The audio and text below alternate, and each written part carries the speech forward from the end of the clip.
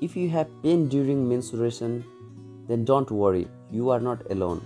It is thought that up to 90% of women experience some pelvic discomfort during their menstruation. I am Dr. Rajan Shah, consultant obstetrician and gynecologist, working as a head of department at Todeldur Hospital.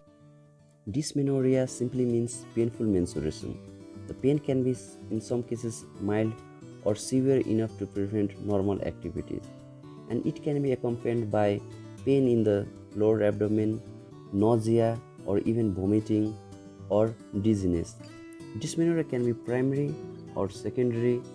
In primary dysmenorrhea, we don't have any identifiable cause, and the pain is mostly due to the excess secretion of prostaglandins. While coming to the secondary dysmenorrhea, we have a clinically identifiable cause, and in most of the cases, endometriosis can be seen as an underlying cause. The primary dysmenorrhea is due to excess production of prostaglandins, which results in painful uterine muscles activity. The primary dysmenorrhea is commonly seen in women in her late teens and early 20s. Let's find a moment to discuss about the pathophysiology of primary dysmenorrhea. Prostaglandins are smooth muscle stimulants, and they are synthesized by the endometrium of the uterus.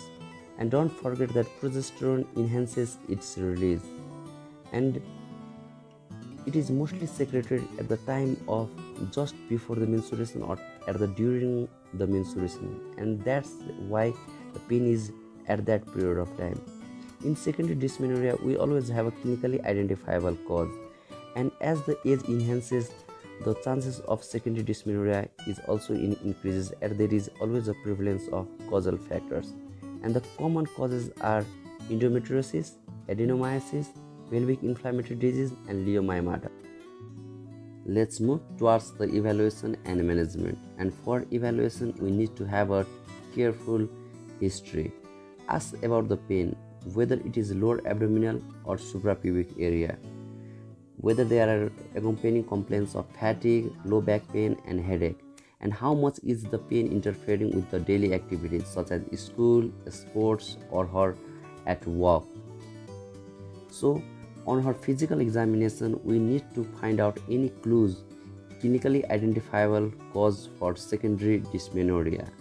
As if there is irregular enlargement of the uterus, then it can be fibroids, or if there is enlarged boggy uterus, that can be adenomyosis. And don't forget, if there is painful uterosacral nodules with restricted motion of the uterus, then that is endometriosis.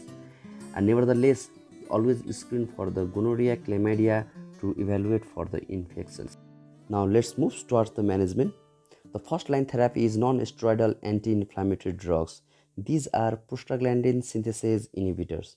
Other than that, hot fermentation can be quite useful as using heat baths. In some women, exercise such as cycling can also be useful. Other than that, psychotherapy and physiotherapy can also be helpful. Oral contraceptive is quite useful as it suppresses ovulation and thus stabilizes the estrogen progesterone levels, resulting in the decreased prostaglandin secretion.